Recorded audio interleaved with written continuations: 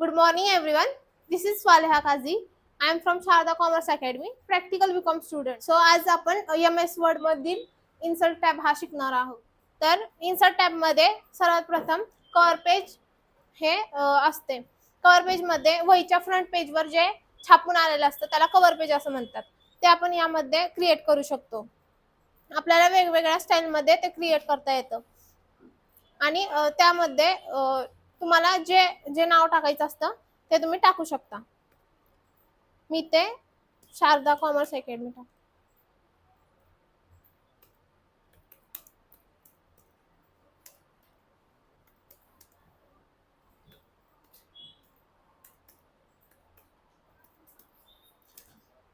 या प्रकारे तुम्ही कव्हर पेज तयार करू शकता आणि ह्यामध्ये अजून फोटो किंवा तुम्हाला हवे तसे डिझाईन तुम्ही ऍड करू शकता.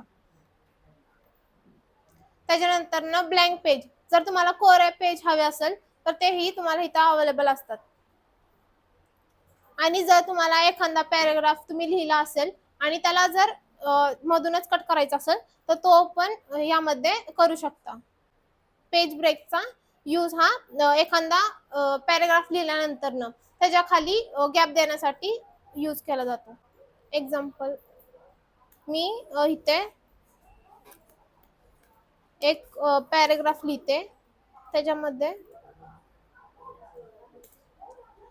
यामध्ये जर आपल्याला पेज ब्रेक करायचा असेल तर पेज ब्रेकचा यूज केला जातो. आपण जिथं लिहिणं संपलंय तिथं पेज ब्रेक होतो. त्याच्यानंतर ना पिक्चर्स, आपल्याला जर आपल्या गॅलरी मधील जर पिक्चर आपल्याला इन्सर्ट करायचे असेल तर ते पण आपण इथे करू शकतो. हा पिक्चर मी इथे इन्सर्ट केला आहे.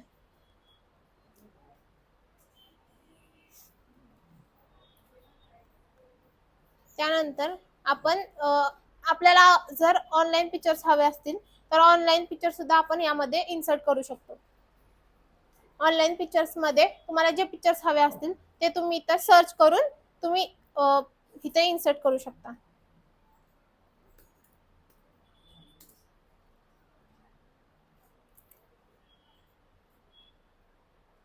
या प्रकारे तुम्ही ऑनलाईन पिक्चर्स इन्सर्ट करू शकता.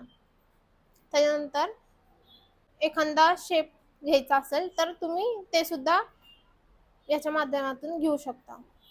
त्याच्यानंतर ना आयकॉन्स म्हणजे तुम्हाला जर एखाद्या ठिकाणी कन्स्ट्रक्शनचं काम चालू असेल तर तिथं तुम्हाला एक चिन्ह दिसतं, एखादा आयकॉन दिसतो की इथे पुढे जाऊ नका, डेंजरसचं साईन दिसतं. ते साईन सुद्धा तुम्ही इथून घेऊ शकता.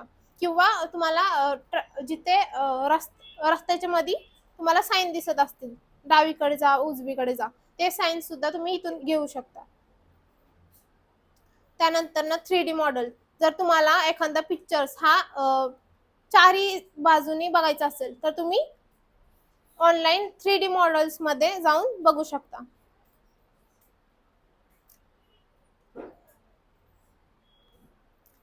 हा एक शेप मी घेतला आहे. त्याला जर आपल्याला चारही बाजूनी बघायचं असेल तर ते आपण गोल फिरून बघू शकतो.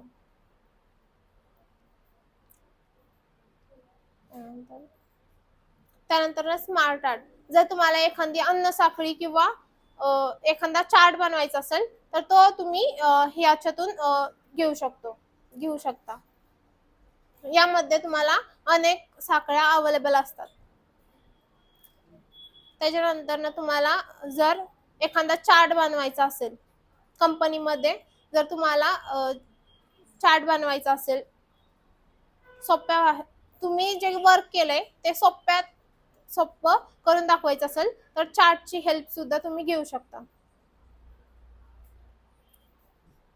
या प्रकारे तुम्ही चार्ट सुद्धा बनवू शकता.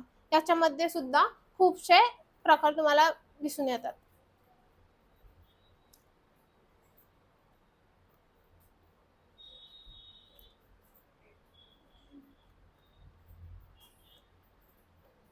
त्याच्यानंतर ना तुम्हाला जर एखादा स्क्रीनशॉट इथे इन्सर्ट करायचा असेल तर तो सुद्धा तुम्ही इथे इन्सर्ट करू शकता.